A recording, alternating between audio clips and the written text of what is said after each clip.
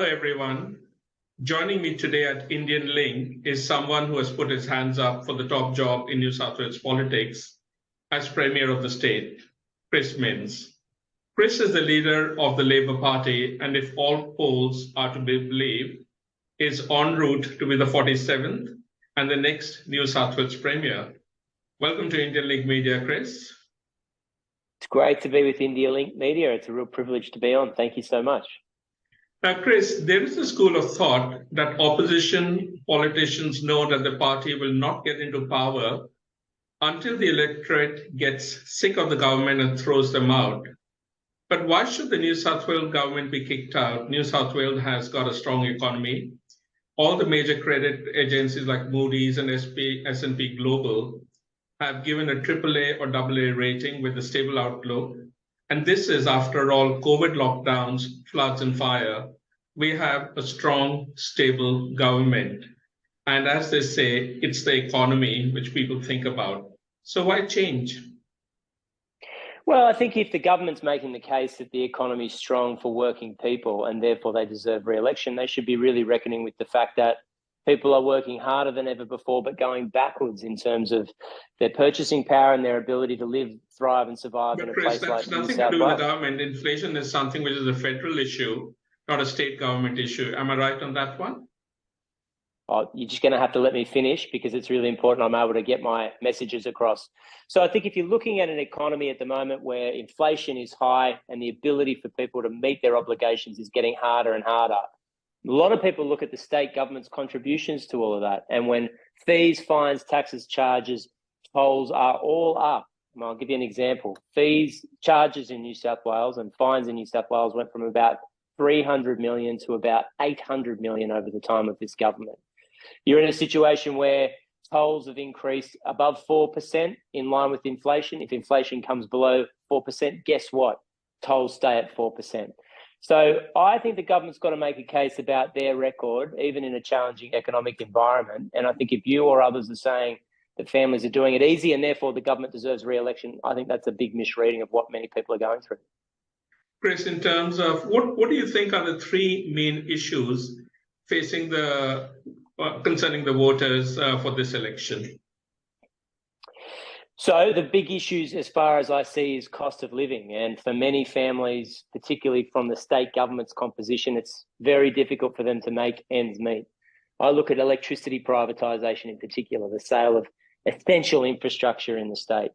I'll give you an example. Vales Point, privatised by the government for $1 million. That new owner sold it on for $200 million a few months ago. Eraring Energy sold for $50 million.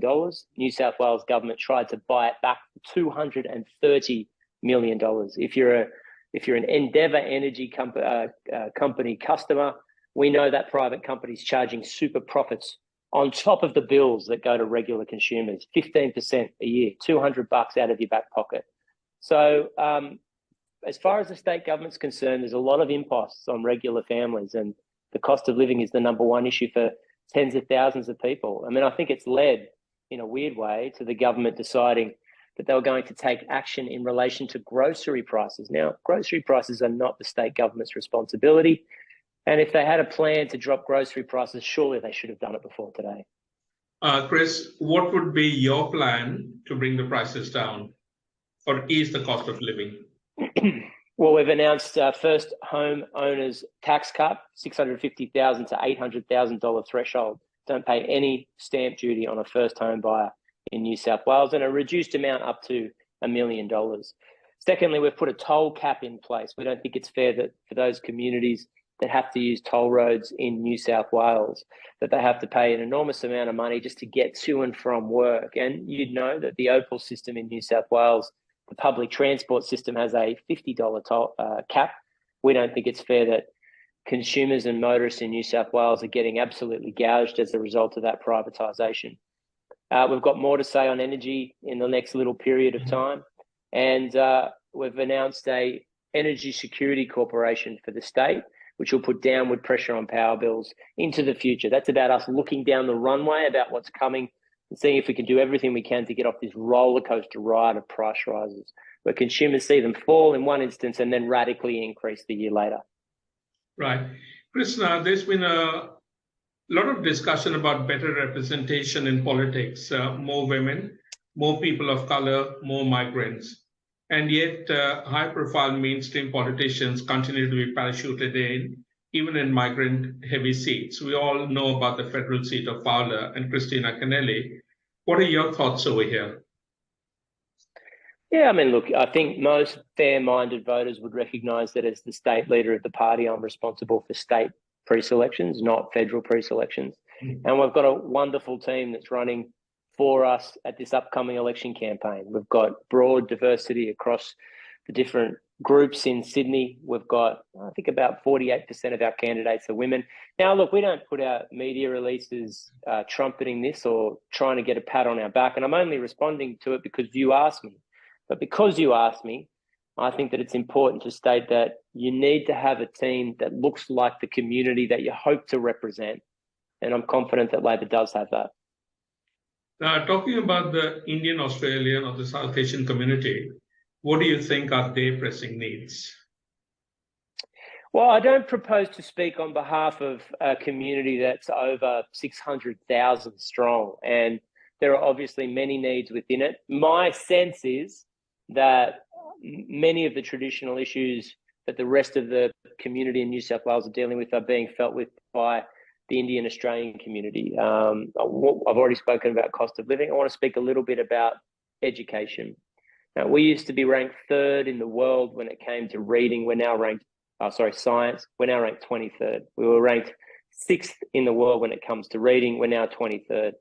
We were ranked 9th in the world when it comes to maths, and we're now ranked 31st. So the outcomes when it comes to education in the state of New South Wales are declining. And I think many families are saying, we want to, particularly after the disruption of COVID, make sure we're investing in the next generation of young Australians to give them opportunities that are unrivaled anywhere else in the world. And that's a big key focus of New South Wales Labor. Right, the education sector. Again, that's some of the feedback I'm getting, but you can't stereotype a big, dynamic, obviously engaged community like the Indian community in Australia, in New South Wales. Chris, now you would be saying about the rock star treatment the Australian Prime Minister Anthony Albanese is getting in India, as Australia has shown their interest in engaging more with India. Yet at a state level, New South Wales lags behind in engaging more in India. Should you become the Premier, what will you do to change this? Yeah, we're obviously looking at what Prime Minister Albanese has been able to achieve in drawing a closer relationship with India. We think that there's wonderful opportunities, not just in terms of Indian investment, direct investment into Australia, in terms of capital coming into this country, although we welcome it. We're a big international country and we can't be afraid of, and we shouldn't be. We should be welcoming opportunities for investment in Australia. I think there's also a great opportunity for Australian firms to be doing trade with India. It's a huge marketplace. It's growing rapidly. The economy is strong. And for a country like Australia that has wonderful services and obviously raw minerals, but also wonderful agricultural goods, this could be a wonderful opportunity for Australia into the future. I'd like to see that grow and develop. And if you're the Premier of New South Wales, do we see you getting onto an Indian flight in the first 12 months? I can't promise that, but I'd love to go to India. I've never been before, so give me a bit of time to get my feet under the table if we win. Sure. But I've got a lot of, I just genuinely have, being a Sydney boy and growing up in Sydney, I've got wonderful friends of Indian background going back to my earliest years going to school. So I know that if I go there, I'd have a lot of friends and family of them to call in on. Now, Victoria has done well to position itself as a preferred destination for Indian businesses, students, and travelers. One of their thrusts has been through soft power politics, such as funding millions of dollars in an international Indian film festival, which has now grown over the last 10 years. New South Wales used to have a cultural festival dedicated to Indian cultural shows called Para Masala, which is now diluted. What would you like to build on this India, New South Wales soft power? Well, obviously, that one of the things that you can do in Australia is borrow from other jurisdictions, and if there's a good idea that's operating somewhere else, we'll certainly examine it. I think that I've seen, particularly around Holi and Diwali, the community, the expat community, and the recently arrived, and even those that have been in Australia for decades, have really come alive with these cultural festivals. And there's probably a wonderful opportunity to invest more in that, because it's becoming, for New South Wales, a key part of the cultural calendar.